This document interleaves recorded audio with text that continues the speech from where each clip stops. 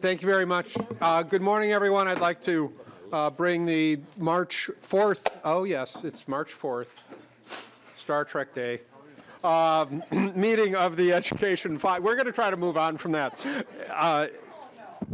Oh, that's May 4th, isn't it?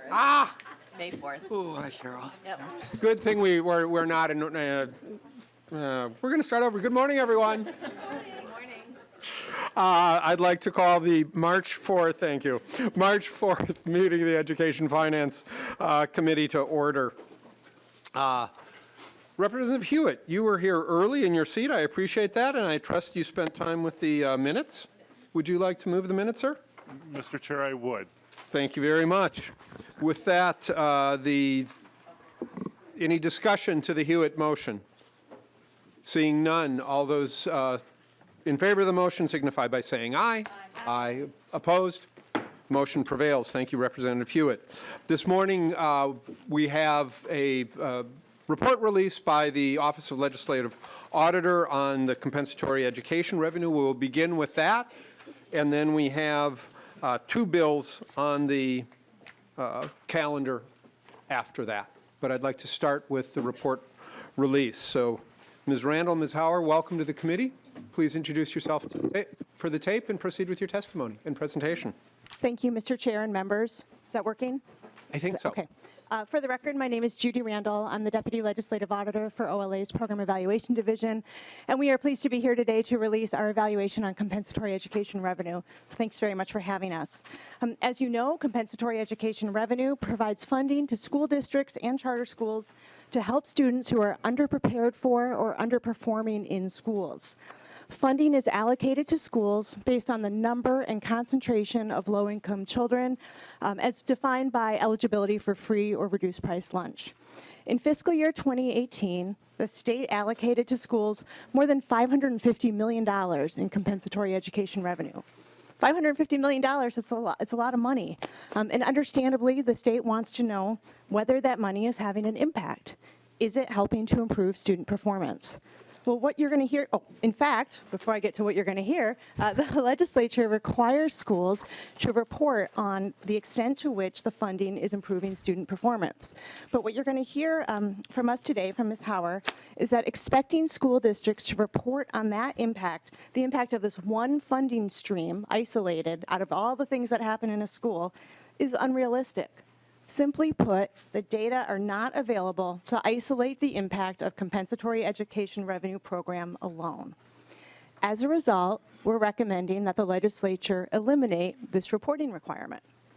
Now, we're the Legislative Auditor's Office. We're all about accountability, so it's kind of unusual to hear us recommend eliminating a reporting requirement. But we think there is a better and more meaningful way to get accountability on how schools use these funds. And so to hear more about that and to hear more about the other findings and recommendations we have in this report, I'd like to now turn to the manager of this evaluation, Ms. Hauer, for more comments. Thanks, Mr. Chair. Thank you, Ms. Randall. Ms. Hauer, welcome to the committee. Please introduce yourself for the tape and proceed. Thank you, Mr. Chair, committee members. My name is Jody Hauer. I'm with the Office of the Legislative Auditor. Before I begin, let me please call your attention to my two teammates behind me, Ryan Moltz on my left and Don Hirasuna on my right. They were instrumental in helping me work on this evaluation. What I'm going to start with is a list of the findings that occurred as a result of our evaluation, and then I'll get into some more details on compensatory education revenue itself. So the first of 6 findings is that the data from the Minnesota Department of Education provide little detail on how schools are actually spending compensatory education revenue. The second is that the statewide effects of compensatory education are simply not known.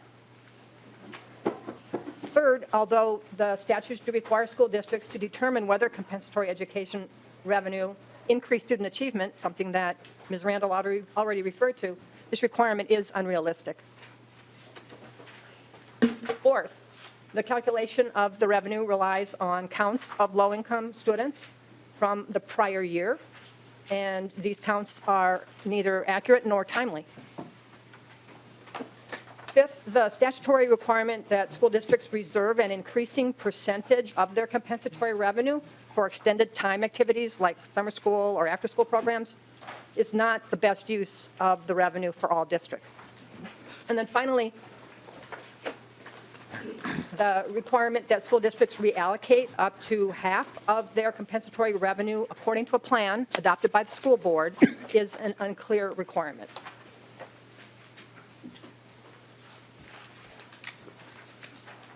Let's start with some basic information on compensatory education revenue. Obviously, it's a state funding source. It goes to virtually all school districts around the state and all charter schools. It's intended to help pay for the educational needs of those students who are underprepared to learn or don't meet performance standards that are appropriate for their age group. The revenue amounts will depend largely on the number of students who are low income and the concentration of those students within any given school building. So the more low-income students there are and the more concentrated that they are in a single school site, the more revenue is generated up to a cap. For this program, low income is defined as those students who qualify for either the free lunch program or the reduced price lunch program.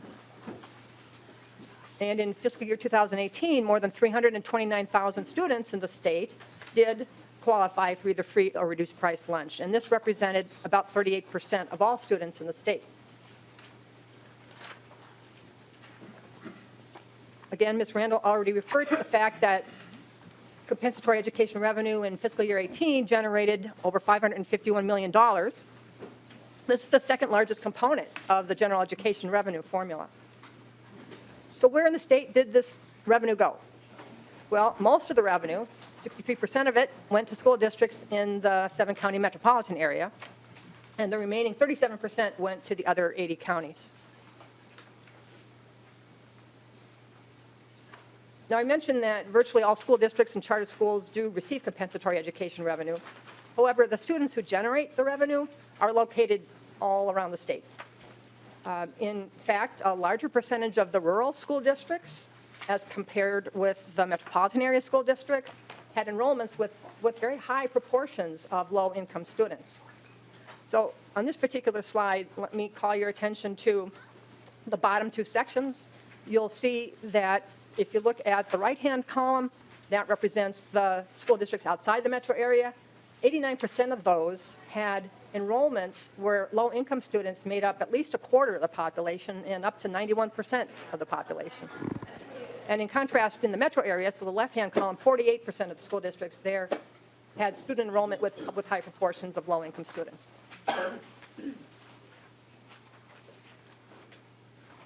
The statutes allow 12 uses for school districts in terms of how they can use that compensatory education revenue. The uses are very broad. They permit schools to spend the revenue on a really wide variety of educational purposes. I'm going to list just a few of them here. One of those is remedial instruction in reading and other subject areas, lower teacher to student ratios in the classroom so that there can be additional focus on individualized learning, instructional technology, early childhood programs, even counseling and social work services are among those 12 allowed uses. Very little data exists, though, on how much school district spending corresponds with those 12 allowed uses. Data are available for 3 of the 12, and the 3 are listed here on the screen. They are the English learner programs, this reserved amount of amount that's reserved for extended time programs exclusively, and assurance of mastery programs.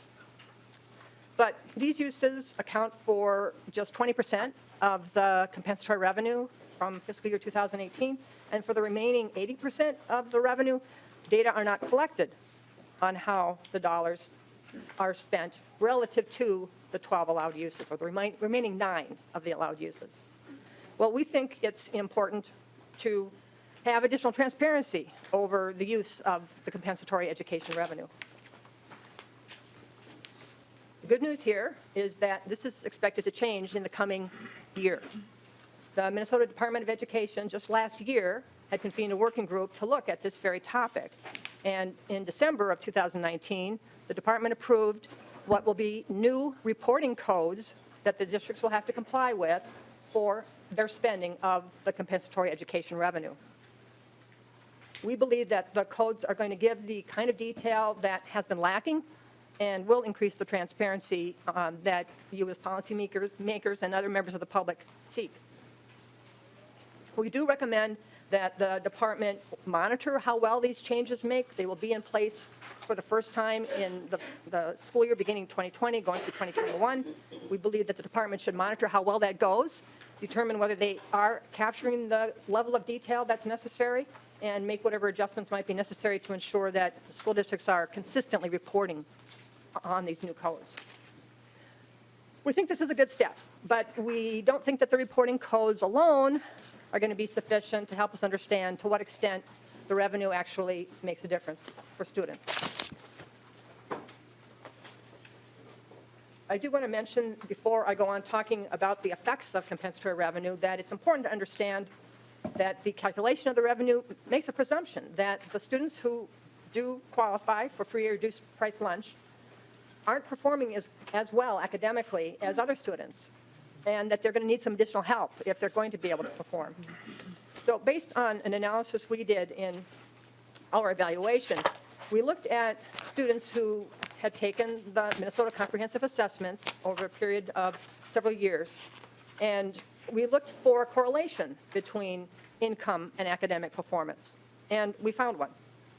This graph shows the results from our analysis for the 2018 year, and you can see in that first set of columns, which is labeled math, those are the math assessments, it shows that about 38% of the students who did qualify for free or reduced lunch, as compared with 13% of other students who did not, they did not meet the state standards in math for fiscal year 2018.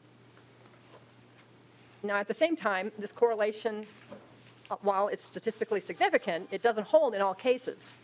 A majority of the students who qualified for free or reduced lunch either met or exceeded the MCAs. So those are, if you were to extend those columns up, you would see above that 38%, the remaining accounts for those students who were low income, but did meet the standards. So we know there are students who are not low income and they're not meeting the standards. And those are actually represented by the gray shorter columns in each of the three sets of columns on this particular slide. Still, the point is that there is a significant correlation between income status and test performance. Now, if I could move on to talking about the effects of compensatory revenue, we found that, first of all, the state doesn't analyze the statewide effects of compensatory education revenue. Statutes do require that the school districts annually report what their spending is in terms of how it has increased student achievement. We conducted a survey as part of our analysis, and about 1/3 of the districts had reported in our survey that they either do not make this annual report or they're not sure whether the district is making that annual report. So let's talk about the other 2/3 of the districts. Most of the other school districts who said that they do try to analyze the impact of the revenue do it by looking at analyzing the standardized test results, most often the MCAs. The problem with this, though, which is something that, again, Ms. Randall had referred to in her opening remarks, the test results are not able to isolate the impact of compensatory revenue by itself. Think of all the multiple funding sources that come into a school district's general fund. There are many. And it's very difficult to determine whether the test results could be tied to only one piece of this multi-piece multi-sources of revenue coming into the school districts. A second problem with it is that if a study were to be conducted that would try to understand what is the impact isolated to the compensatory revenue fund stream, that is, it would require extremely rigorous research methods. This means things like setting up control groups, some of which would have students who were low income but did not receive services funded by compensatory revenue, in comparison with a group of students, also low income students, who did receive services paid for by compensatory revenue. That, of course, raises many ethical questions that I think no district would want to have to confront. It also means that this rigorous research also means having to understand what are all other and be able to control for all other impacts, other programs, other initiatives going on in the school district that might account for the students' test results.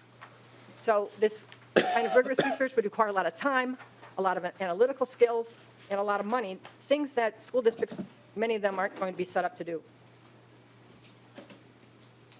So due to the difficulties of measuring the impacts of this single revenue stream, we concluded that the requirement to report annually on its impact is really an unrealistic one. We think there is an alternative that will provide some accountability for use of the compensatory revenue. So we first recommend that the legislature would repeal the requirement that currently requires districts to report annually. This is the requirement we think is unrealistic. And then further, we recommend that the legislature require the districts to report instead whether the programs that they fund with substantial amounts of the compensatory education revenue are consistent with best practices that research has demonstrated can help students that are academically behind. We conducted a literature review as a part of our analysis this past year, and we identified several programs that researchers have confirmed over the years that can help struggling students if the programs are structured appropriately, and that's a big caveat, but it is an important one, and an important one.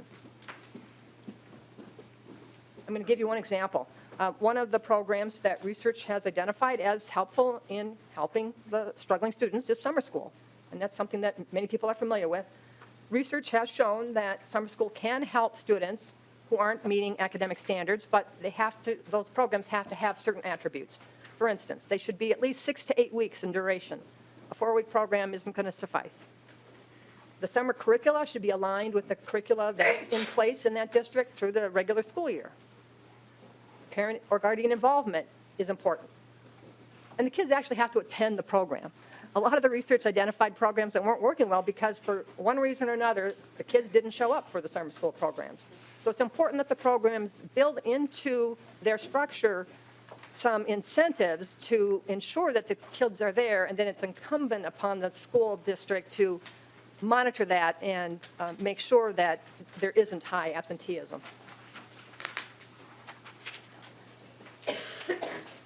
I'm going to switch gears here a little bit now and talk about some of the issues related to using income as the metric for determining whether the students qualify to generate the revenue. So right now, school districts have to collect every year income forms from the families to verify whether the income meets the standard that would make the student eligible for free or reduced price lunch. And it also, of course, is a standard that determines whether the student is going to be generating the compensatory revenue.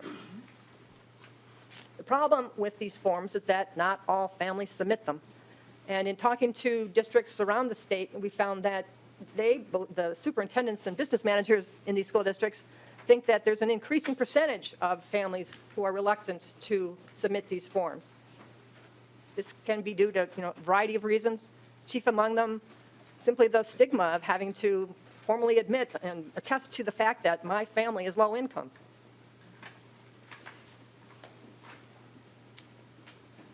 What this results in is an undercount of the students who would be generating the compensatory revenue in the districts. We did a survey, as I said, and in that survey, we asked superintendents about this particular issue. 3/4 of them reported that they believe that their count of low-income students represents an undercount for their district. There are some alternatives already in place for the income forms because this problem is not a new one. One of those alternatives is called direct certification, and this refers to identifying students that are already enrolled in some of the federal income-based programs, things like SNAP or the Head Start programs. And those children do not have, their families will not have to provide a second income form. Information from the Department of Human Services gets transferred over to the Department of Education, and then the Department of Education identifies those students via their student numbers. That gets sent out to the districts, so the districts are aware of which of their students are already enrolled in these federal assistance programs, and they don't have to get the income form from them. And that's a good thing. The districts think it's working well, but it is limited. It's limited just to those families that are enrolled in the federal assistance programs. There are some other options that school districts can use to, if what they're looking for is getting free meals for their students, but the trade-off with these other options is that without the signed income forms, they don't have the proof that they need, and they won't receive the compensatory revenue from the state. So we recommend that the Department of Education examine some alternatives that might address some of these issues related to the income forms. And we list some possibilities in our report. One of the things we think should be considered is some factors other than income. Things like looking at a high absentee rates for certain students, or looking at those students who are at risk of not progressing on to the next grade level. We think such students could be considered as generating, or as eligible to generate compensatory educational revenue if, in their case, no income form is available.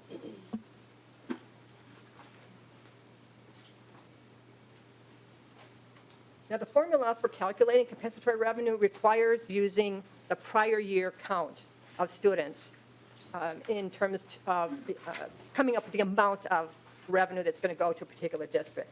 So I'd like to, if you'd permit me, to run through just a brief timeline and as an example here. So the number of students that, for instance, last October 1, 2019, were counted. And the number of students counted at that point in October of last fall will be used to calculate the revenue for the 2020 to 2021 school year, so the new year that'll start this coming fall. There are two problems with this. The first is that if a school district experiences an influx of a large number of students that are low income, those new students to the school district will not be counted as a part of the count that will be generating the revenue. And of course, the district still has the responsibility to educate those students, but they have to do it without the aid of the compensatory revenue that would be helpful to them. The second problem has to do with the count occurring on October 1 of each year. And because it's done on October 1, a student who enrolls October 2 or any day after that is not counted for the compensatory revenue. If a student enrolls after October 1, then that student will be counted the following year. So it would be somebody who enrolled on October 2nd of 2019 really won't be counted until this coming October.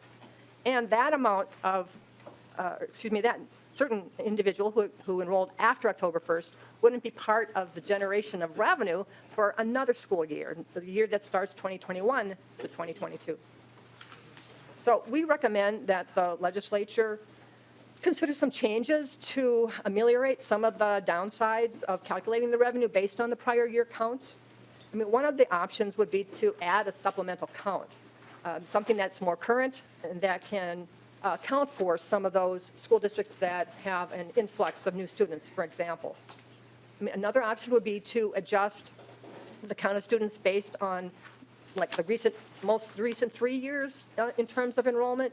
If enrollment trends over the last 3 years indicated an increasing percentage of students from low-income families, then those districts where that enrollment growth has occurred and where it's projected to continue would see an adjustment in the amount of their compensatory revenue in order to account for some of that expected growth.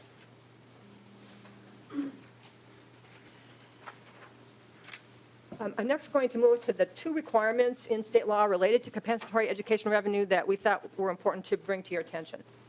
So the first is a 2017 law that requires the school districts to reserve an increasing percentage of their compensatory revenue and use it specifically and only for extended time programs. Again, the summer school programs, after school programs, and the like.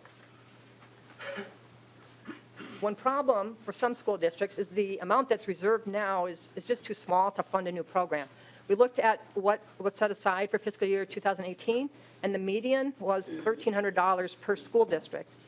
Of course, it would be very difficult to start a summer school program anywhere with $1,300. So we can understand why some school districts thought it was not very helpful to them. Some of the other districts that we visited said that the requirement forces them to spend money on some uses that they really don't think work well in their districts. For instance, some of the superintendents from some rural districts we visited said that it was tough for them to get kids to stay after school. And it would mean adding another bus run to get those kids back home after the after-school program ended for the day. In one of the metro area districts we talked with, where after school already was in place, they had difficulty hiring teachers who were willing to spend that extra time, even though the program was in place already. Finding new teachers to help them out was a real difficulty.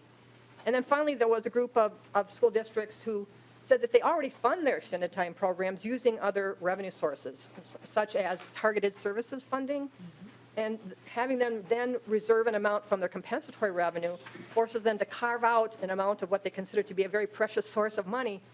And they would rather be able to use that compensatory revenue on uses that to them would be more beneficial. So, and then the final point I'll make related to this is part of, again, a result from our survey.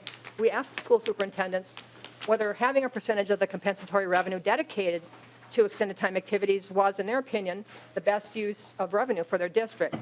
And as you can see on the slide, if you look at the two orange-colored segments of the slide, of the graph, that nearly 60% of the superintendents stated that they disagreed or strongly disagreed that this was the best use of revenue for their particular district. So we recommend that the legislature repeal this requirement. Repealing it would essentially return the matter to how it existed pre-2017. That is, the 12 allowed uses would remain in place. School districts would have the option to spend that revenue on extended time programs if that met their needs, but it would be up to them to decide on which of these 12 allowed uses the spending should occur.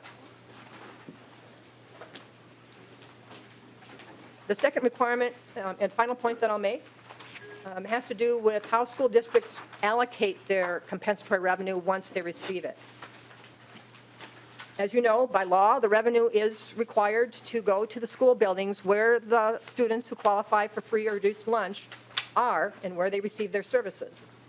However, the law does authorize school districts to reallocate up to half, 50%, of their compensatory revenue according to a plan adopted by the school board. According to the survey I mentioned, we learned that not many school districts are reallocating revenue in this way. However, about 30 indicated that they did. And of those, most of them, 70%, said that they did not have a school board approved plan set out specifically for determining where the reallocation would occur. We asked school districts about this, about why not have a school board plan, school board adopted plan, and they justified the reallocation, saying that the school board, of course, does approve the overall budget for the district, and they felt that that was enough to satisfy the requirement that's in statute for the board adopted plan. The statutes, in our opinion, are unclear on this matter. They don't provide guidance on what the plan should include. They don't determine the form that the plan should take. And we think that a clarification of the requirement would be helpful. So we recommend that the legislature do change that law and clarify the board, what the board adopted plan really means. We think it could go in one of two ways. One, the legislature could accept really the current level of accountability that's out there and specify that school board approval is sufficient, school board approval of the overall budget, that is sufficient to also cover this area, that is the reallocation of the compensatory revenue. The second option would be that the legislature decides that more oversight is necessary. In that case, the change would mean specifying what these plans should contain and specifying whether each board should have a specific plan that's set up only for the purpose of reallocating the compensatory revenue. This would also determine whether the department should play a role in monitoring whether these plans are in compliance with the new requirement, if a new requirement is adopted. So with that, Mr. Chair, I've completed my summary, and I would be glad to answer questions. Thank you very much, Ms. Hauer. I appreciate that. Questions from members? Representative Sandell. Thank you, Mr. Chair, and thank you, Ms. Randall and Ms. Howard, for the comprehensive review. Though I have to say it's kind of discouraging. As I understand, $550 million was allocated by the legislature for compensatory education. We aren't sure how that money was used. We aren't sure what impact it had. We don't have any direction from school districts or the Department of Education, I guess, and how to effectively improve that. And 70% of the school boards around the state haven't assumed the responsibility of having broad discussions and directing use of that money. Now, that if I misunderstood that, please correct me. But that's what it sounded like as you talked and as I read through the materials. Does that sound correct? Ms. Hauer. Mr. Chair, Representative, basically, yes. I would only suggest that the 70% you refer to refers only to those a small number of school districts, about 30, who actually reallocate the revenue once they get it. And what we found is that about 70% of them do not have the school board adopted plan. Great. Representative Sandell. Mr. Chair, thanks very much, and it gives us plenty to think about and talk about. Thank you. Thank you. Representative Erickson. Mr. Chair, I'm Here. sorry. Oh. Pardon, Ms. Randall. Thank you, Mr. Chair. If I could just quickly Please. comment on Representative Sandell's comment. Well, I think you did accurately sum up what we presented. I just wanted to note that we do present an option to increase the accountability. So while the school districts and the department haven't necessarily, I think if we can get school districts to identify how they're complying with best practices and kind of have a more robust discussion from the department about best practices for that money, and then have school districts demonstrate that they're using it in accordance with that, I do think we'll have some better accountability on how that money's being used. Great. Thank you. Ms. Randall, or yes, Ms. Randall or Ms. Howard, just a clarifying piece. Is the reporting issue that school districts are not complying with the requirement to report, or is it that the state has not provided the tools that allow them to report in a focused enough fashion for us to be able to assess? Ms. Hauer. Mr. Chair, it's the latter. It's not a matter of school districts not complying with what's required of them. They are complying by reporting through the Department of Education's UFARS system how they are spending the money. The thing is that the reporting codes used to date have not been specific enough to allow us to know how much of that revenue went to the 12 allowed uses. So the change that I mentioned in my remarks, the change that will be implemented for the next school year, will provide that additional shining the light and transparency on how the money is actually spent. All right. Thank you for that. Representative Erickson. Thank you, Mr. Chair, and thank you, Ms. Hauer and your staff for a great deal of research to give us this very enlightening report. Really appreciate that. I have a question, though. Did you look at the history of our compensatory law? I believe we first enacted it in 1987. Did you look at the changes that occurred over that period of time through the last change in 2017? Ms. Hauer. Mr. Chair and Representative Erickson, we did. I'm not sure if you want me to go on. Please, Okay. Mr. Well, Chair. Of course. What we saw in terms of changes were, for the most part, things that would enlarge the body of the 12 allowed uses, permit additional spending in particular areas. I'm not sure if that answers your question fully. Representative Erickson. Thank you, Mr. Chair. Yes, and I think I could do a deeper dive because I was looking at the history and we made a lot of changes over the years. Second question is, did you look at test scores for those districts who receive the highest percentage of compensatory into their general revenue? Ms. Hauer. Mr. Chair and Representative Erickson, well, we looked at the test scores for all students, regardless of what district they were in. We did not look specifically at a particular type of district or anything along the lines of what you are suggesting. We were looking at all students who happened to take the Minnesota Comprehensive Assessments over a period of 8 years. Thank you. Representative Thank you, Erickson. Mr. Chair. I'll do some research on my own. All right. Thank you. Representative Sandsteed. Thank you, Mr. Chair. This is actually a question for Mr. Strom, perhaps. Sorry, Mr. Strom. I'm wondering, When school districts use compensatory funds for summer school programs, extended time programs, well, first of all, I'm wondering, are they using it for those reasons? It sounds like the answer is yes. But when they're using it, is there any statutory requirement saying that a student has to receive credit or some component of fulfilling a requirement? Mr. Strom? Mr. Chair, Representative Sandstein, the auditor may want to address this issue as well.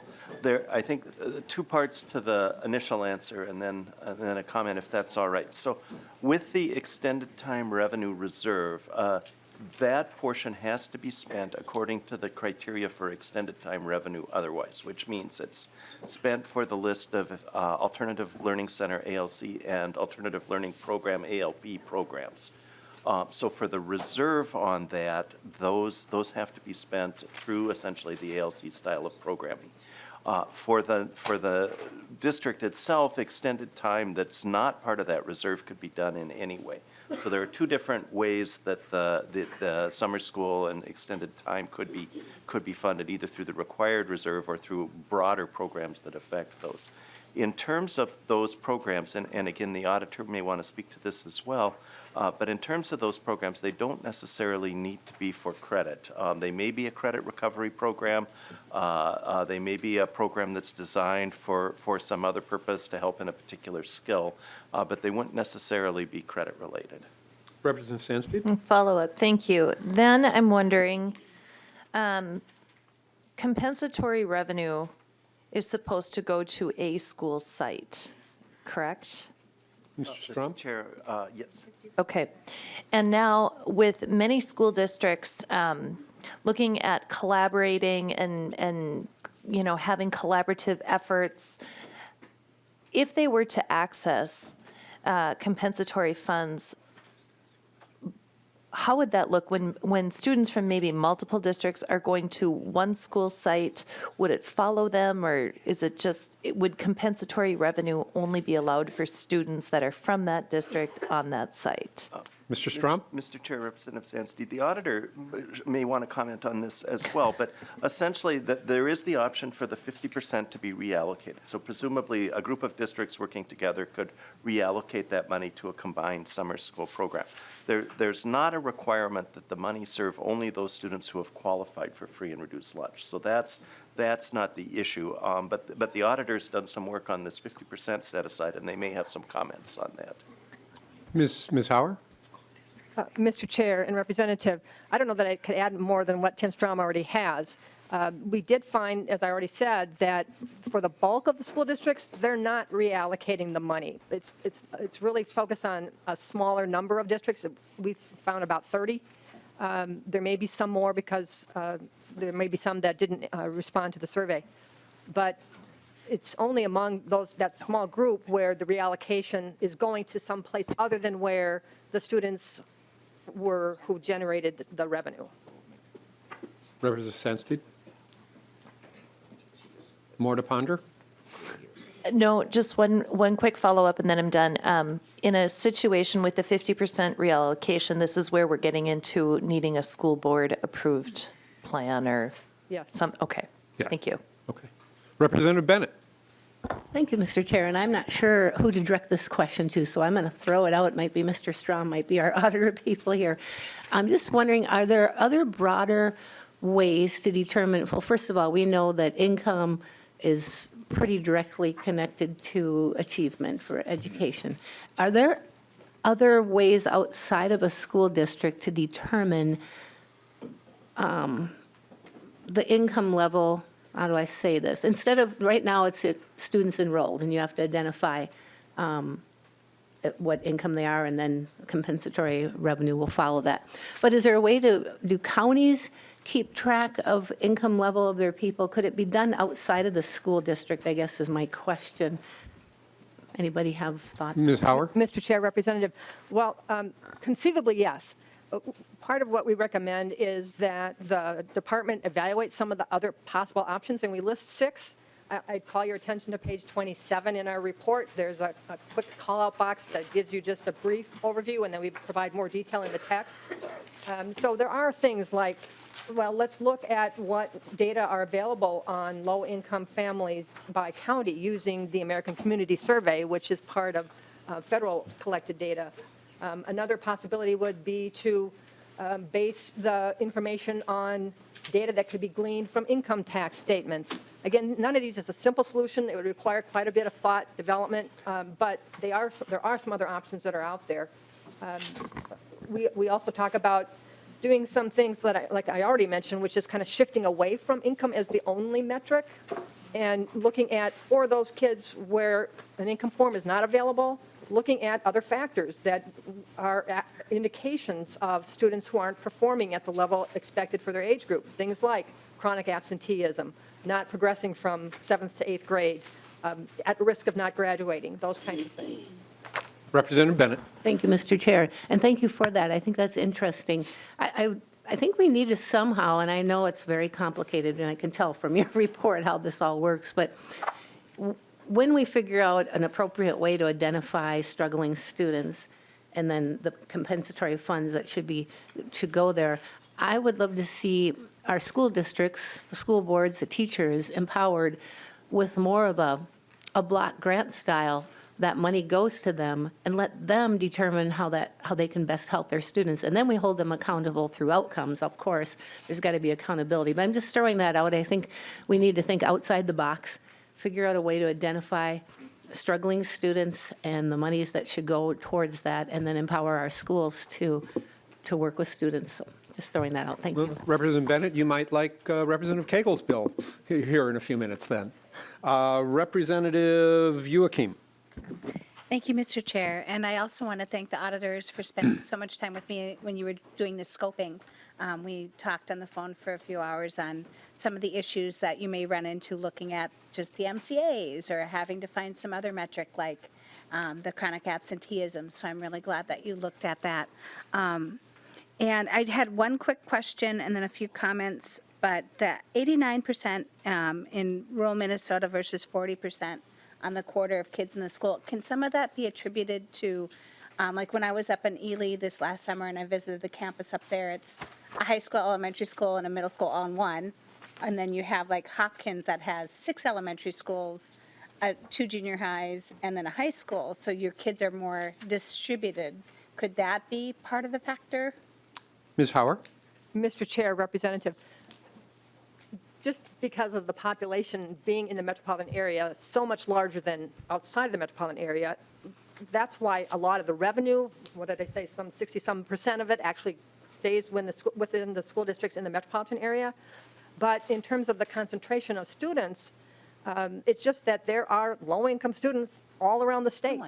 And if you're in a smaller district that has a small enrollment, even if you have a small number, that small number of kids might represent a fairly large percentage of the overall enrollment. And so I think that's what accounts for the fact that we saw 89% of the school districts outside of the metro area having fairly large concentrations of low-income students. Representative Youakim? Mr. Chair, yes, that's what I kind of thought, because it's fairly high concentration, and because there's only one building to disperse them between two. But I completely agree with you that we have income inequality all over our state. So, and then I wanted to appreciate you for looking more closely at how we can make the plans more transparent. I was a little surprised that only 70% of the districts actually have a plan, and they just assumed okaying the district budget makes that so. I know I've heard some frustrations from a lot of different staff in different areas that, you know, wrongfully or rightfully so, that they get frustrated when they see the need in their school and they're the ones generating the income, yet they feel like they're not getting their fair share. So I'm glad you kind of looked at that. I'm not quite sure how we can fix it, but I would like to see some more transparency around that. And then I also appreciate you finding how difficult it is to kind of isolate just this and the results, because districts have gotten very good at trying to braid what little funding streams they have together to help kids where they're at.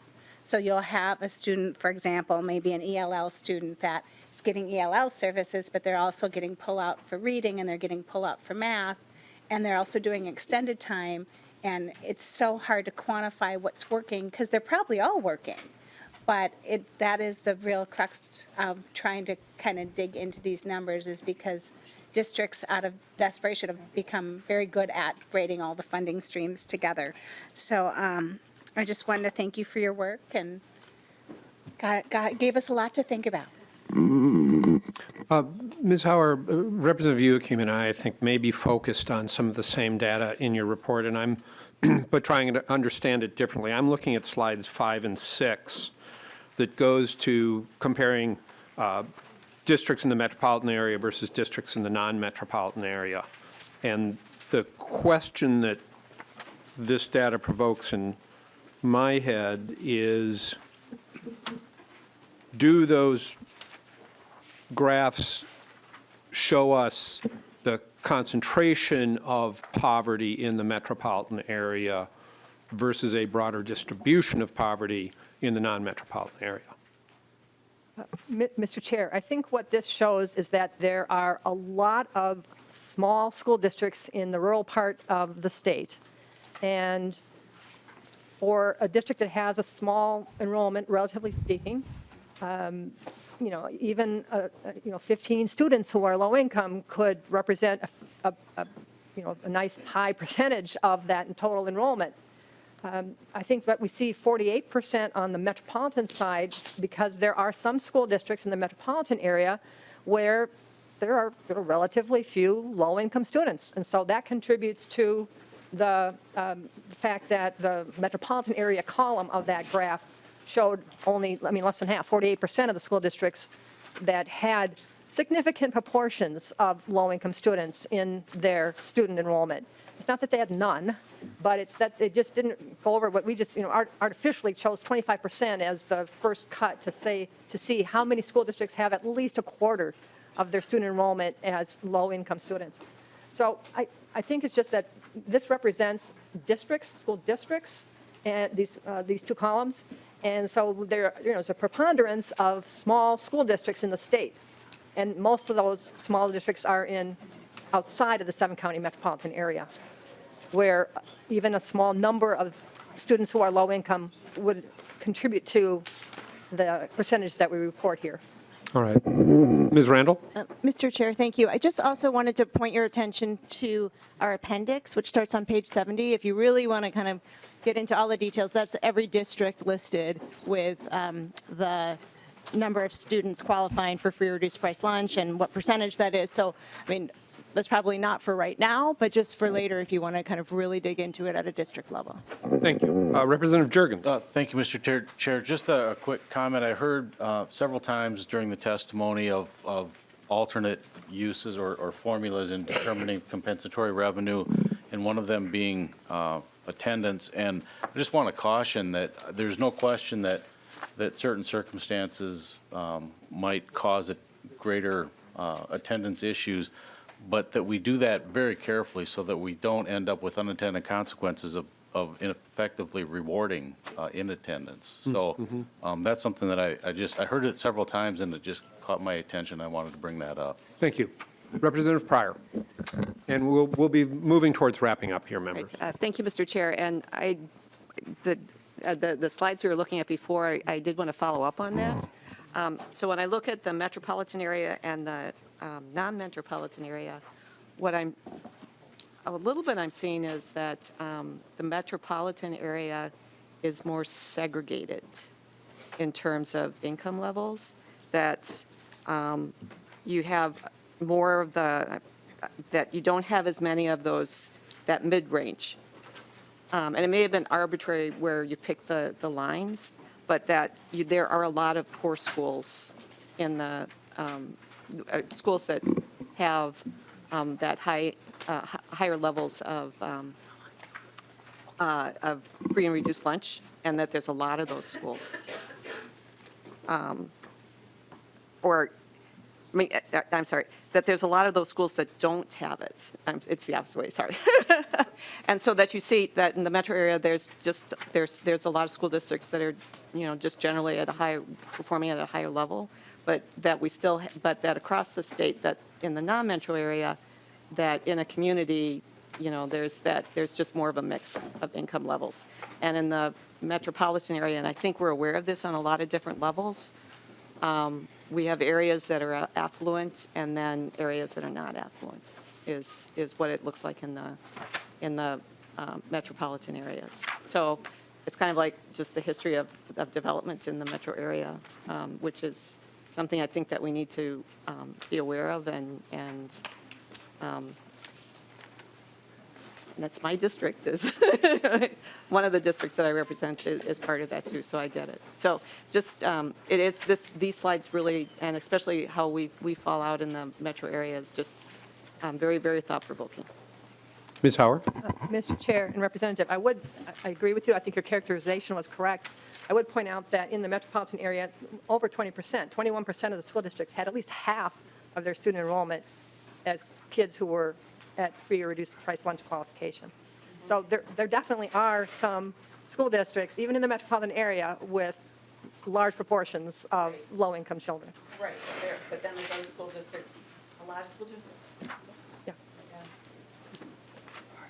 Representative Kresha. Thank you, Mr. Chair, and I'll just get to my line of questioning very quickly. First of all, Mr. Nobles, Ms. Randall, and the team, thank you very much. Your work is always exemplary. So I want to focus on the graph of correlation between income and achievement. And I like where this is really illuminating some things, and I've seen where it's important to meet the kids where they're at on the achievement gap. One question I have is, and I want to focus on filling out that form. And I don't know if your data or your opinions, but do you think that drives a behavior of just getting more revenue versus getting better outcomes? I see that in the school districts, I mean, I could see their advantage of, hey, let's get these forms filled out because we're going to get more compensatory revenue. But do you think the superintendents and those that are pushing this really understand with what you said that this could drive results as well?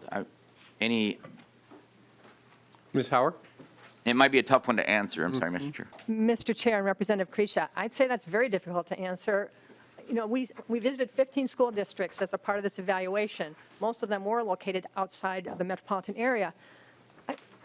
I would not ascribe it, as ulterior motives to any of these superintendents that I interviewed, just to hope to get more money. They're hoping to help the kids. They're hoping to be able to fund the programs that they see working to help the kids who are not achieving at the level they should be. So that was my impression from talking with them. There's no way to put that into an analysis, so I think it would be difficult to answer your question with certainty. But I would say based on what I saw and what I heard when I was speaking to school districts, I think their every intention is to help the kids who need the help. And that these kids who typically are struggling, many of them are low income. They'd be the first to tell you that that's not the only segment of students that are struggling, but that for those that do need the extra help, this compensatory educational revenue is a vital source of money. Representative Kresha? Follow up. Thank you. And thank you for that. And I never want to suggest there was poor intentions. I'm just trying, there's this, and when I was in the schools, there's this act of filling out the forms that's intriguing to me because, and you mentioned it, and probably just as an offhanded, but why don't these families fill them out? Is it pride? Is it what? My experience suggests that it could be a resilience factor, that something else is happening. We're not filling out this form because other factors at our home, and the reason I bring this up is because when I look at your chart, you mentioned there are kids that are not filling out the forms that are at equal level to those that have filled out the forms, and they're overperforming this other base. My question is why? And I don't know that but if we can find out that why, there's a reason you didn't fill that form out, and just speculating, is there stuff happening? And you mentioned it with other factors. What's happening at home? What's the stable base? What other things are happening that we can't account for? I know that's out there and wild. Anything you would have an answer to that? Or just agree with me? Ms. Howard, two choices there. Mr. Chair, I choose to agree. No, I'm sorry, I didn't mean to be flip. Yeah. Again, that's a very difficult proposition to think about. I would say yes. I mean, I think the data are clear that there are students who are not considered to be low income, and they are doing poorly on the MCAs. The data are unequivocal about that, so we can say that. And the reverse is true. There are students who are low income, and they're doing well on the MCAs. They're performing adequately, and in some cases exceeding the standards that the MCAs represent. How you get to trying to help that segment of students that are really haven't returned the form, which I think is what you're referring to, is something that I think is a quandary for school districts as they put together their plans for how can we best put interventions in place to help those students that need the extra help. Because not everyone who's low income is going to need the extra help. Not everybody who is is from a wealthier family is going to be doing well, and they could perhaps use the extra help. And there is no restriction, as I think was already said, on whether those dollars are spent exclusively on students who receive or who meet that income threshold. I mean, one clear example is a lot of the districts are using the compensatory revenue to lower the teacher-student class ratio. And in those cases, it's not just the students who generated the revenue who are likely to benefit.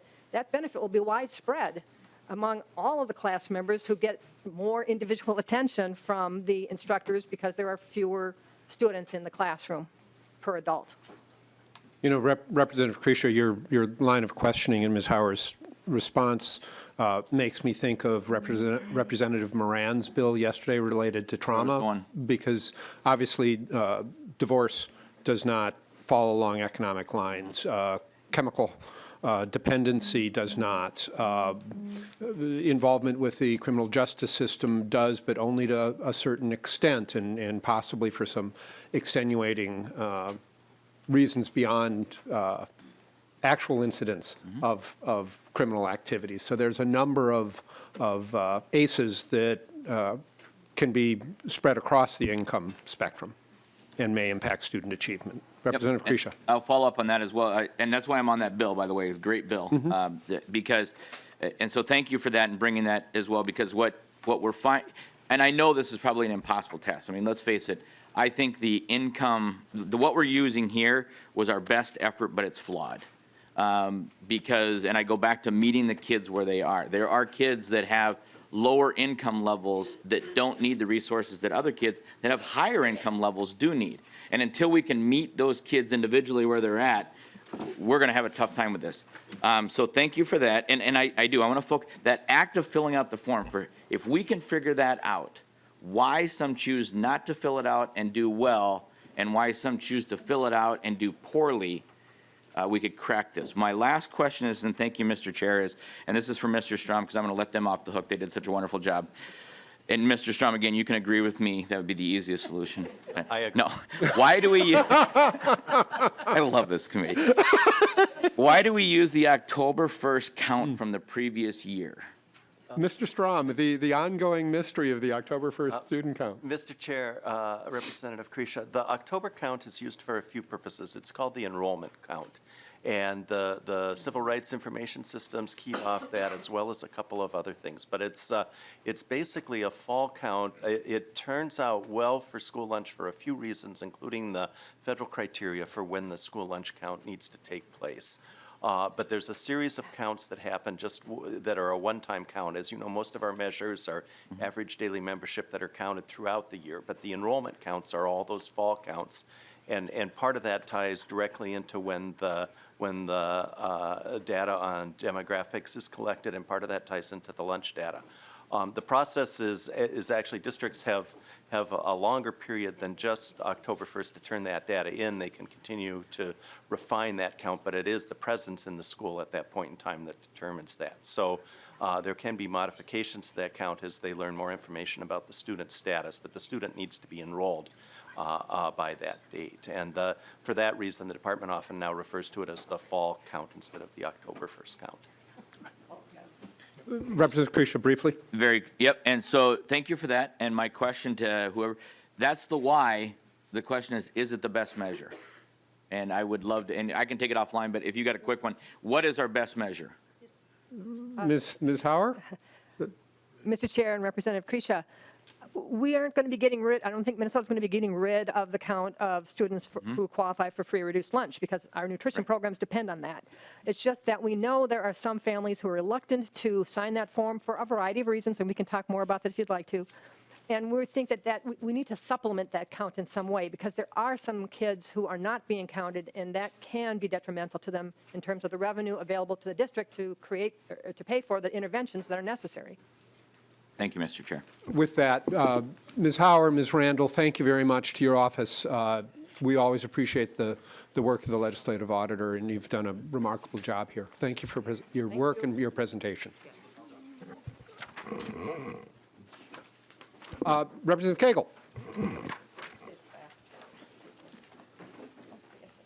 Representative Cagle, I think the OLA may have done your opening and closing remarks for you. But we'll still give you a shot. Representative Sandsteed, would you like to move House File 3316 be before the committee with a recommendation that it be referred to the General Register? So moved. Thank you, Representative Sandsteed. Representative Cagle, welcome to the committee. Thank you, Mr. Chair and members, for hearing 3316. This bill eliminates the requirement that links a proportion of the compensatory revenue to extended day programming and allows districts to again use the resources for interventions and support that best meet the needs of their students. And as you know, this bill was included in the House Omnibus Education Bill last session. It also has strong support from the Association of Metropolitan School Districts, Minnesota School Board Association, Minnesota Association of School Ministers, and Minnesota Rural Education Association. And so with that, I would like to introduce my first testifier, David Law, who's the superintendent of the Anoka-Hennepin School District. Superintendent Law, welcome to the committee. Please state your name for the record and proceed with your testimony. Good morning, Chair Dabney, members of the committee. I'm David Law, Superintendent of the Anoka-Hennepin School District, and I'm going to be split personality here for a second. I feel like with all the previous testimony, I want to clarify a couple things. First, as the superintendent of Anoka-Hennepin, I want to drill a little bit on flexibility, and I want to plant a seed for you. We receive about $18 million in compensatory education. Of that, we have about 3,000 English language learner students that we staff at a ratio of 40 to 1 across our system. So that feels pretty high for you on how we support those students, but if those 40 students to 1 or 300 are buried at Blaine High School, that's a school that receives very little comp ed. If we didn't have flexibility, those 300 plus students at Blaine High School wouldn't get EL services because we're $6 million short in our EL funding from the state. So of our $18 million, the first $6 million goes directly to support English language learners. That's the benefit of flexibility. In addition to that, we run large schools. We have 2 elementary schools, over 1,000 students. All of our middle schools range from 1,200 to 2,000 students. They are unfortunately or fortunately not high poverty. So at a school that has 1,200 students and only 20% of those students are in poverty, which is a fairly low level proportionally, those students don't generate a lot of comp ed and would receive no funding if we didn't have the flexibility to allocate funding to where students have need, which I believe Representative Precious said, put the resources where we have need.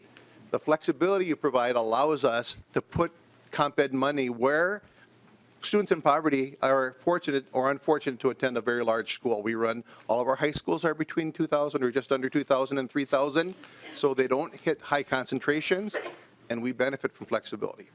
That said, the majority of our compensatory education goes in the elementary setting. Earlier, there was a conversation about accountability. I think I counted, this is my 12th time speaking on compensatory education in the House or Senate, because we're a district that was part of the pilot. And through my first 4 years as a superintendent, we had to re-up the pilot. And one of the things that I held ourselves to a high standard, we have data to show that it makes a difference. About 3 weeks ago, I testified down here, we are one of the metro leaders in schools that beat the odds. I had 3 elementary principals that received compensatory education where their schools exceed expected performance in math and reading. You might ask how we use those resources. I can tell you with complete transparency, we do early intervention, K-3. We provide coaching for teachers that are new to the system in reading and math, and we provide additional pull-out instruction for students that are below proficiency. There's no mystery there. And some of our sites where we have high crisis in families and trauma, ACEs, et cetera, we provide some social work support through comp ed. That's my Anoka-Hennepin hat. Flexibility allows us to get great results. For 7 years straight, we've had a slow increase in the percentage of students that read. Now representing as the president of Minnesota Association of School Administrators, I'm on the legislative committee for the Association of Metropolitan School Districts, and we're a C member, which wasn't referenced. All are in support of this. With the recent change in language that forces money outside the school day, what's happening is a school that has 600 students. And of those 600 students, 50% are in poverty. They're getting, at an elementary level, they're beating the odds, and they have a very strong reading coach who does intervention. Every year, less of that teacher can be spent in the school day because the additional funds are pushed outside the school day. So next year, that school has to cut that teacher down by 0.2 because the increases that come get pushed to extended day or summer school. Our parents tell us, please teach our children while they're at school during the day. And that's a school that's beating the odds and getting results. And so the principal said, why are we getting less funds? I said, there's a statutory requirement that takes any increases and pushes it outside the school day. My colleagues around the state said, this isn't an expensive fix.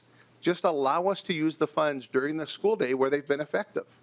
And I would be happy to show you the data. Certainly, the Star Tribune ran a report. We're one of 2 metro districts that has the highest percentage of schools that beat the odds. We're at 40% of our schools beat the odds in reading and just under that in math. We're happy with what's working, but what's happening is you're forcing us to take what's working and push it outside the school day or in the summer, which is going to be less effective for us. Licensed teachers during the school day are really making a difference for us, along with another piece. And with that, I'd be happy to answer any questions. Thank you, Superintendent Law. Ms. Green.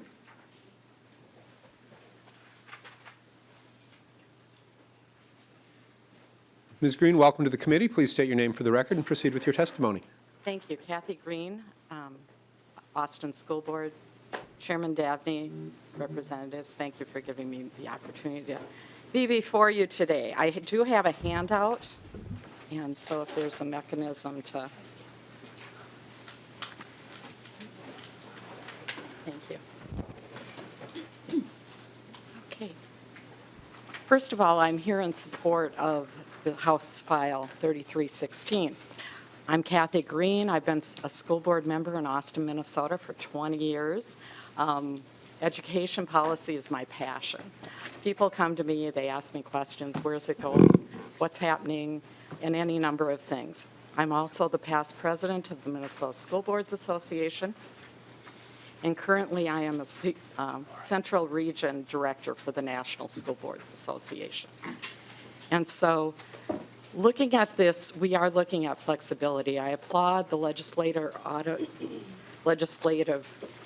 OLA, sorry, I'm a little nervous. Their report, what they said in it is valid. It's my experience that I've seen.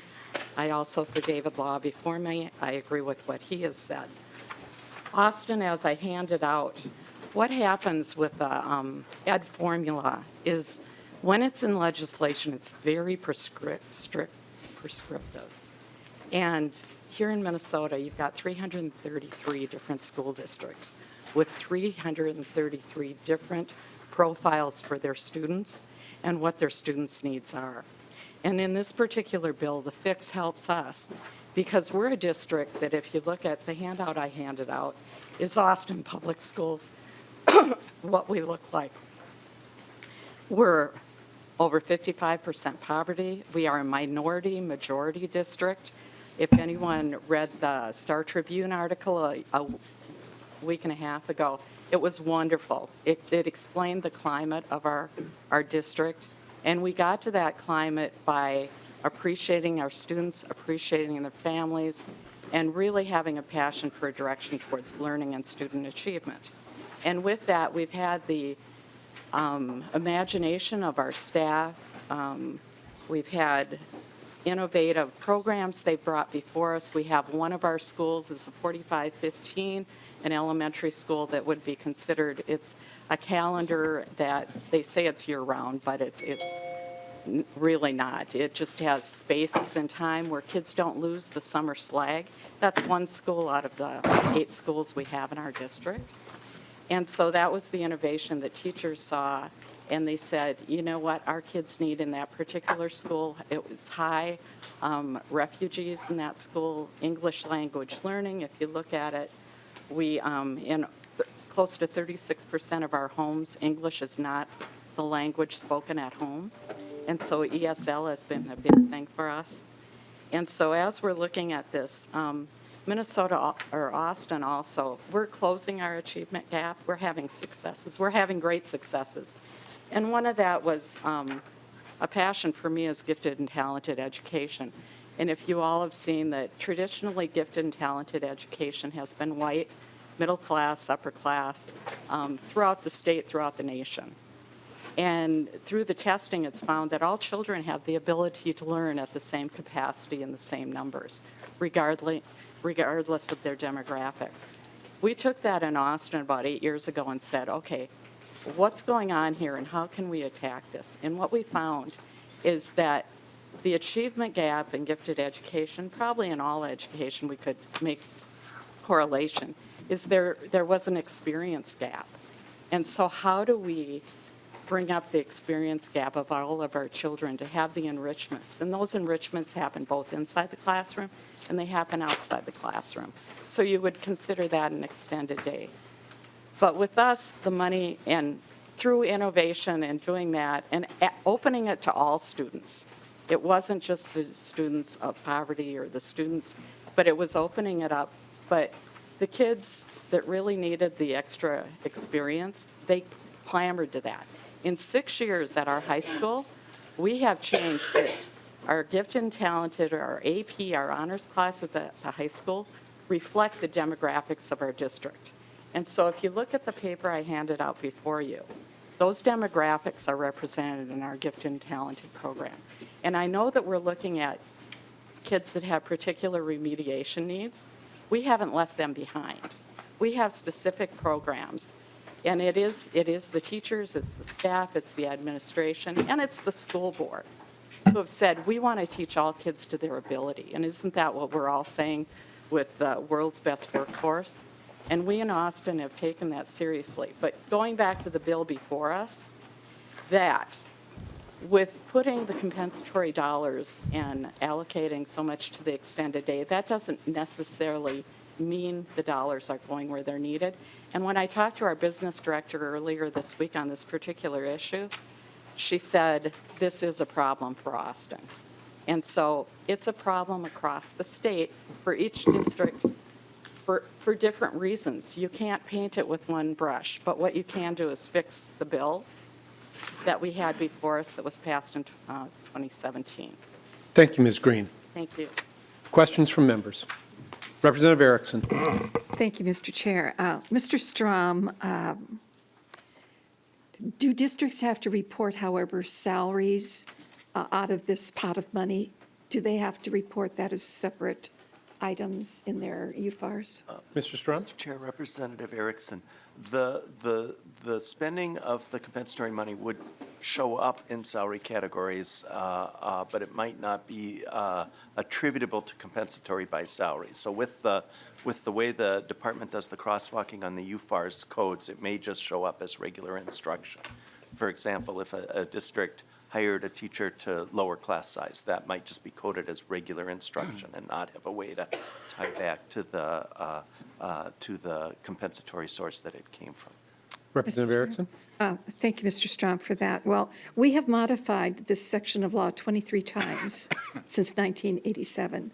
So I don't know if we want to just go full bore yet, but I think it's pretty soon time to do that, to take a look at a deep dive into compensatory or basic skills revenue as it's coded under, and do something positive about it so we actually are helping these children. Thank you. Thank you, Representative Erickson. Representative Pryor. Thank you, Mr. Chair. So Austin High School is my graduating high school. My mom was on the school board. So, and literally, if you get out my Austin High School yearbook, which I still have, and I'll bring it in if you'd like to see it, it's 100% white, 100%. There was not a single student of color when I graduated in whatever year that was. So I'm glad that we visited there in the mini session, and I was at Sumner High School, which is the Sumner Elementary School, which was my elementary school. And it's just incredible the work that you've done, and I'm just so proud to be from that community, and I really enjoy going back, and thank you. Thank you for being here today and telling the story. We not only visited the Austin School District, we drove past the house Representative Pryor grew up in. This is a public hearing. Is there anyone in the audience who wishes to testify either for or against House File 3316? Seeing none, Representative Cagle, any closing statement?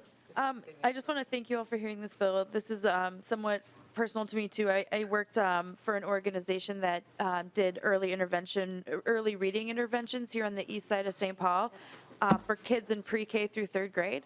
And so we know that early interventions work. And so I just want to make sure that our school districts have the flexibility and the ability to do those early interventions when we can. So I thank you very much for your time in the discussion this morning.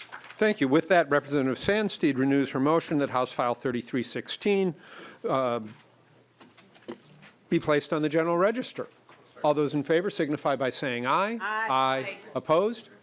Motion prevails. You're on your way. Thank you, Representative Cagle. Representative Fabian. There you are.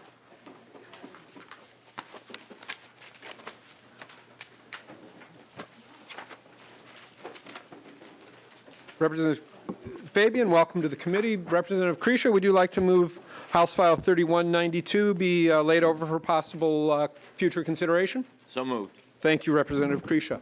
Representative Fabian, welcome. Good morning. Chair Dabney, thank you, committee, for hearing our bill today, 3192. It's a real simple one. My testifier today is the one who's impacted by this bill. He's the superintendent of schools at Marshall County Central in Newfoundland, Minnesota, a town of about 375 people, which is kind of a typical city in the district that I represent. In essence, what's going on here is, I'm going to let Mr. Lund explain the bill, but it involves a transfer from their early childhood and family education reserve account to their community service fund and their school readiness program. And it's kind of a technical thing, and it's one of those accounting things, and I think through the testimony you'll understand, and as I've said to you before, Chair Dabney, there might be some other things that you would like to do along these lines for other school districts, but sure, we'll have that conversation. Thank you. Thank you, Representative Fabian. Superintendent Lund, welcome to the committee. Please state your name for the record and proceed with your testimony. Good morning, committee. My name is Jeffrey Lund. I'm superintendent of Marshall County Central Schools in Newfoundland, Minnesota. Thank you for the opportunity to testify today. I am asking for a transfer of funds to move money from our ECFE account to our school readiness account. I know that in the past it had been allowed by the department to allow these transfers. That has since expired. We've used it in the past. But today I had to drive 300 miles and ask you guys to consider this, and I hope that you can. We're very small, and similar to the compensatory bill, flexibility is what we need here, at least in our district. I understand in some bigger districts, ECFE and school readiness, they need their own funding sources. They sometimes compete for resources. In our district, our ECFE program and preschool program are staffed by the same person, and we share equipment, supplies, sometimes staff between both programs. So there is a little more intermingling that is acceptable. And because of accounting and where we draw our revenues from, we often end up with a slight surplus from year to year in ECFE and a slight deficit from year to year in preschool. What we're looking at right now, this is based on last year's funding. We had a $47,585 surplus at the end of the year in ECFE. We had a negative $44,591 in school readiness. And this is a buildup of several years, and we're just asking for this one-time balance transfer to alleviate the issue for now. It may pop up again in the future. We are working with our district auditor, who auditors our funds each year, on ways that we can account a little bit better to not have this come up again. You know, I provided some documents for handouts. One was just a general fund transfer document that the Department of Ed has. That's what we used to use. We used to ask the commissioner for permission and have her look. We had to have a school board local resolution that showed that the board was aware and that no programming would be hurt by this fund transfer, and then the commissioner could approve it. And there was a piece of the 2018 omnibus bill that came out that did allow some fund transferring for community ed, but that bill was overall vetoed by Governor Dayton, and it hasn't been readdressed since. So thus the one-time ask for us. All right. Thank you, Superintendent. Mr. Strom, there's a couple of documents in our members' packets, and I'm wondering if you could just review them briefly for us.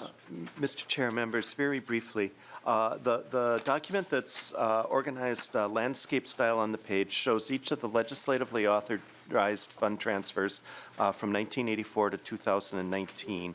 You can see what account or fund the money came from and where it went, and then the right-hand column shows the statutory reference.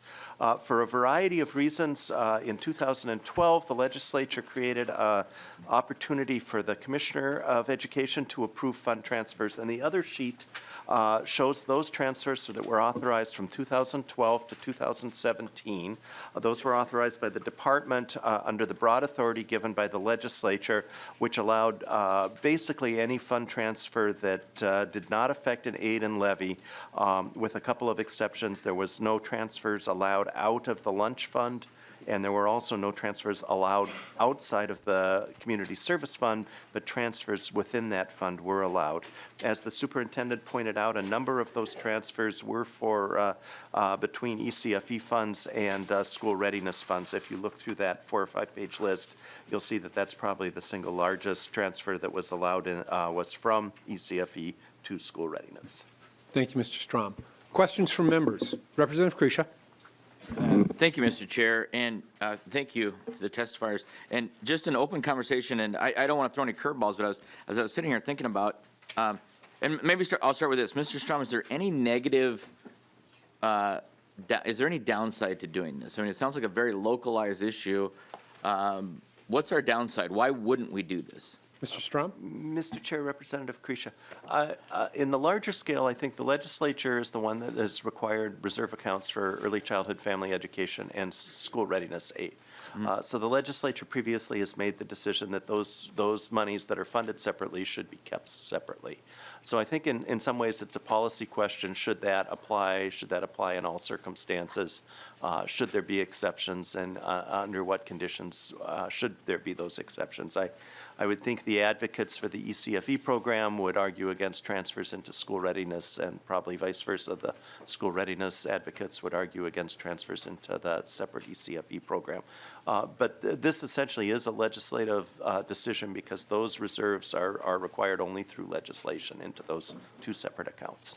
Representative Krisha. And thank you for that, Mr. Strom. So as I understand it, and Representative Fabian and to the testifier, you're asking for a consideration for yourself. You've looked at the facts, you've looked at a local issue. You believe this is in the best interest of your situation. You're not asking for broad changes. No, I would ask. Superintendent Lund. I'm sorry. I would concur with Mr. Strom on that. You know, again, it's flexibility. There are other districts that could benefit from an opportunity like this, but I also see the point of ECFE activists and preschool activists wanting to have funds in their own reserve accounts. But, you know, in this local instance, it really does make sense for us to have a little opportunity here to transfer. And we don't want broad transfer rights. We don't want it forever. I'm hopeful that we can remedy this and not have to continually ask, but, or that a simpler method can be made for us to do a transfer of funds if possible. But no, this ask today is just one time. Representative Krisha. Okay, thank you, Mr. Chair. And so here's my question to you, and I just want to toss this out. I mean, I don't see, there's no funding impact. My question would be, and I'll throw it out to the committee, why wouldn't we amend the motion to move you to the general register, leave you there? Mr. Chair, you could still include this as possible inclusion for your bill, but give you a couple of avenues based on what happens at the end that you could still move this. I'm just throwing this out there. I'm not, asking for anything, but I thought to myself, my God, let's give you something for driving 300 miles. This is very localized, one way. Yeah. So perhaps the committee would consider that. It's no harm, no foul. It puts it out there, and we can still do everything we're trying to do. I'm just asking. Sure. Representative Krisha, Representative Fabian has indicated that Superintendent Lund may be at the head of the parade, and that there may be other districts coming forward with similar requests, at which point the conversation makes more sense to have in one situation. So that's why the motion is what it is. Thank you, Mr. Chair. I appreciate that. I was wondering if there wasn't more behind it. I'm just seeing Superintendent Lund with, the big tall hat and all of that leading the parade, perhaps. I'm not sure. Representative Katiza Wattoon. Thank you, Mr. Chair. Thank you for coming all this way to testify for us today. I'm just curious. So I'm the vice chair of the Early Childhood Subdivision, and I sit on the Early Childhood Advisory Council in my home district. So ECFE programming is very close to my heart, and I'm certainly not opposed to this transfer. But I'm curious. I'm hopeful that you could detail a little bit better for us. What are some of the ECFE programs that you offer, and how do we come to this large amount of money that isn't being used toward those type of programs? Certainly. Superintendent Lund? Yes, we do considerable ECFE programming. 2 to 3 times a month, we have an evening night for parents and families to come into our district and visit. We do some field trips, and we also do daycare visits where our ECFE person, who happens to be our preschool teacher as well, visits daycares and works with small children. We started that program a few years back. We had a staffing change, whole other issue, but teacher shortage. Ended up having to staff our ECFE last year under variance with one of our elementary teachers. Well, of course, they were teaching elementary during the day and couldn't go out to do the daycare visits. So we weren't able to do daycare visits last year. That's a portion of this. Sometimes it's a matter of how the income gets derived.